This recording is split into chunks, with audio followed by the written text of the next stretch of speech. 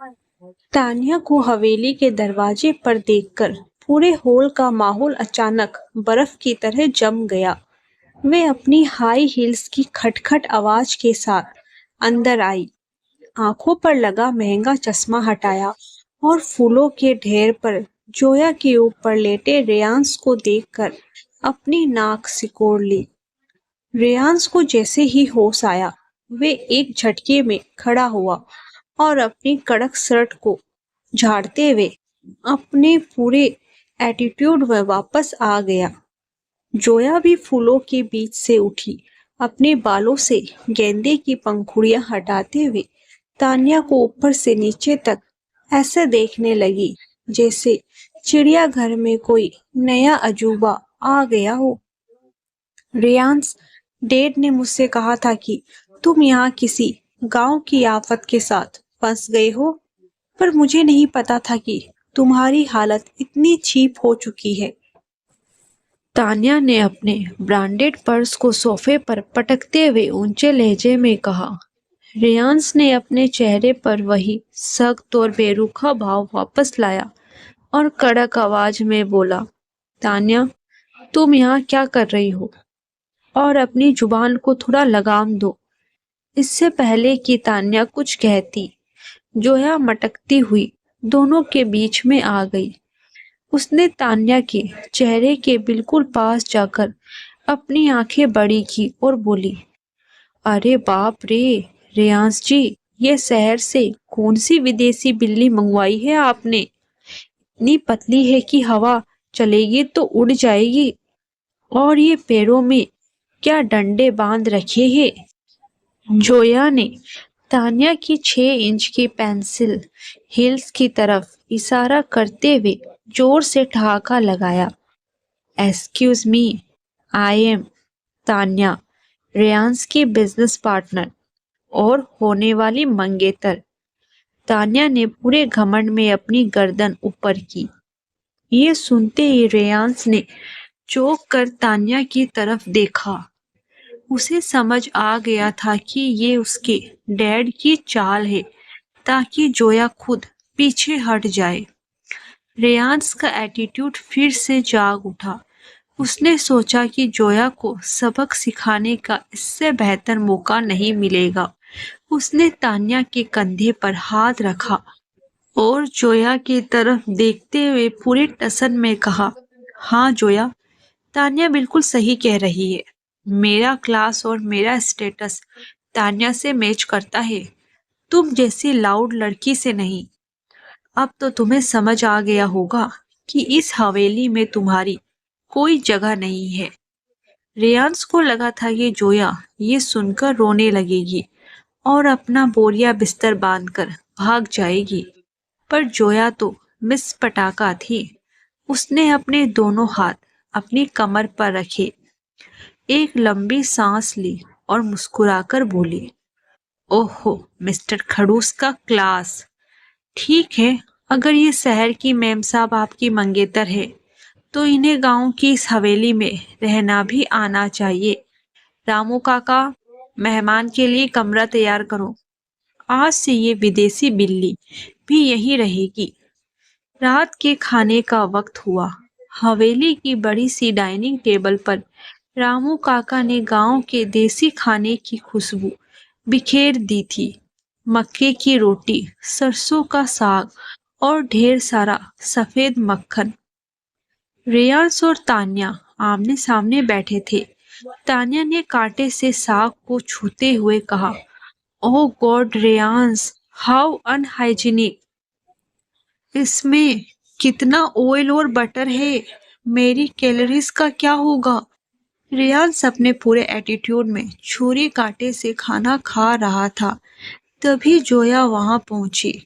उसने जानबूझकर तान्या के ठीक बगल वाली कुर्सी खींची। जोया ने लाल मिर्च का एक बड़ा सा अचार का टुकड़ा अपनी प्लेट में रखा और एक बड़ी सी मक्के की रोटी तोड़कर जोर जोर से चबाने लगी। मैम साहब, अगर गांव का मक्खन नहीं खाया ना तो शहर जाकर आपकी ये सूखी हड्डियां कड़ कड़ करके टूट जाएंगी। जोया ने तान्या को चिढ़ाते हुए कहा। तान्या ने चिढ़कर रेयांश का हाथ पकड़ लिया। रेयांश, देखो ना ये कैसे खा रही है, मुझे बहुत इरिटेशन हो रही है। रेयांश ने जोया को गुस्से में घूरा। जोया, तमीज से बैठो। जोया ने मुस्कुराकर सीधे रेयांश की आंखों में देखा और मेज के नीचे से अपना पैर आगे बढ़ाया। इस बार उसने तान्या के पैर पर अपनी सैंडल की नोक से जोरदार पिंच कर दिया। तान्या को लगा कि रेयांश ने उसका पैर छुआ है। वह शर्माकर बोली, ओह रेयांश, तुम भी ना, सबके सामने टेबल के नीचे क्या कर रहे हो? रेयांश चौंका। मैंने तो कुछ नहीं किया। जोया ने तुरंत अपनी प्लेट उठाई और हंसते हुए बोली, अरे मिस्टर खड़ूस, अपनी होने वाली मंगेतर के पैर में गुदगुदी करना बंद करो, खाना ठंडा हो रहा है। रेयांश का चेहरा गुस्से से लाल हो गया। वह समझ गया कि ये सब जोया का किया धरा है। उसने अपनी प्लेट को धक्का दिया और पूरे टसन में उठकर अपने कमरे में चला गया। तान्या भी उसके पीछे पीछे भागी। जोया मेज पर बैठी खिलखिलाकर हंस रही थी। अगली सुबह जोया ने अपने मिशन तान्या भगाओ का असली धमाका शुरू किया। सुबह के 7 बज रहे थे। तान्या अपनी महंगी नाइट गाउन पहनकर हवेली के लॉन में ताजा हवा लेने आई थी। वे अपनी हिल्स पहनकर हरी घास पर चल रही थी। जोया पहले से ही हवेली के भैंस गंगूबाई को लेकर वहां खड़ी थी। उसने गांव के एक बच्चे को इशारा किया। बच्चे ने चुपके से तान्या के ठीक पीछे एक बड़ा सा पटाखा फोड़ दिया। धाड़! धमाके की आवाज सुनते ही तान्या जोर से चीखी, मदर ऑफ गॉड! और उसका संतुलन ऐसा बिगड़ा कि उसका 6 इंच की हाई हील सीधे बगल में रखे गोबर के ताजा ढेर में जा धंसी। चप चप की आवाज हुई और तान्या का पूरा पैर घुटने तक गोबर से सन गया। बचाओ रेयांश, भूत, बम! तान्या लॉन में जोर जोर से कूदने लगी, जिससे गोबर के छींटे उसके महंगे कपड़ों पर भी उड़ गए। आवाज सुनकर रेयांश भागता हुआ बालकनी में आया। नीचे का नजारा देखकर उसकी आंखें फटी की फटी रह गई। तान्या गोबर में सनी खड़ी थी और जोया भैंस की पीठ पर हाथ रखकर पेट पकड़कर हंस रही थी। अरे मैम साहब, आपकी हील्स को गांव का फेसपैक बहुत पसंद आया, जोया ने तालियां बजाते हुए कहा। रेयांश नीचे आया। उसका एटीट्यूड और गुस्सा इस वक्त ज्वालामुखी की तरह फट रहा था। उसने तान्या को रामू काका के साथ अंदर भेजा और सीधे जोया का हाथ पकड़कर उसे हवेली के पीछे बने गन्ने के खेतों की तरफ खींचता हुआ ले गया। खेतों के बीच सन्नाटा था। रेयांश ने जोया को एक बड़े से पेड़ के तने से सटा दिया। उसने जोया के दोनों तरफ अपने हाथ टिका दिए। इस बार उसका गुस्सा इतना गहरा था कि उसकी आंखें काली पड़ रही थी। तुम्हारी हिम्मत कैसे हुई तान्या के साथ ऐसा करने की, जोया? रेयांश ने अपनी भारी और कांपती आवाज में कहा। तुम सोचती हो कि तुम हर बार बच जाओगी? तान्या मेरी बिजनेस वर्ल्ड की सबसे बड़ी ताकत है। तुम्हारी इन घटिया और गंवारू हरकतों की वजह से मेरी लाइफ बर्बाद हो रही है। घटिया और गंवारू शब्द सुनते ही जोया की आंखों की वो चुलबुली चमक पल भर में गायब हो गई। इस बार उसके आत्मसम्मान पर बहुत गहरी चोट लगी थी। उसने रेयांश के सीने पर अपने दोनों हाथ रखे और उसे पूरी ताकत से पीछे धकेल दिया। बस बहुत हुआ मिस्टर रेयांश सिंघानिया। जोया की आवाज इस बार चीखी नहीं, बल्कि उसमें एक अजीब सी कड़वाहट थी। गंवारू हूं मैं, हाँ, क्योंकि मैं दिल से सोचती हूँ।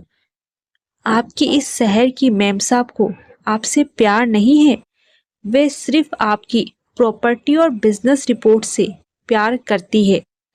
और आप अपने इस घमंड के अंधे कुएं में बैठे रहिए। आज के बाद मैं आपकी शक्ल भी नहीं देखूंगी।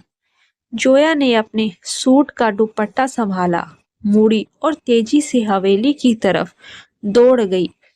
उसकी आंखों से आंसू बह रहे थे, पर इस बार वे अपनी नाक पोंछकर हंसने वाली नहीं थी। रेयांश वहीं खेतों के बीच अकेला खड़ा रह गया। हवा में अभी भी जोया के झुमकों की खनक और उसके आंसू की खुशबू बाकी थी। पहली बार रेयांश को अपने सीने में एक अजीब सा खालीपन महसूस हुआ। उसका एटीट्यूड इस बार उसे कोई तसल्ली नहीं दे पा रहा था। जब वे हवेली वापस पहुंचा तो रामू काका ने दौड़कर उसे एक चिट्ठी थमाई। तान्या पहले ही रोते धोते शहर भाग चुकी थी, पर चिट्ठी जोया की तरफ से थी। चिट्ठी में लिखा था, मिस्टर खड़ूस, आपका क्लास आपको मुबारक हो। मिस पटाखा का बारूद खत्म हो गया है।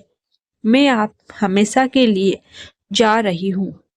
रेयांश के हाथ से वो चिट्ठी छूटकर जमीन पर गिर गई। उसका बड़ा सा ईगो और घमंड इस वक्त टूटकर बिखर चुका था। क्या जोया के हमेशा के लिए चले जाने के बाद रेयांश अपने एटीट्यूड की दीवार को तोड़कर उसे ढूंढने शहर जाएगा, या उसका घमंड दोनों के बीच एक कभी ना मिटने वाली दूरी बना देगा? ये देखने के लिए मिलते हैं अगले भाग में।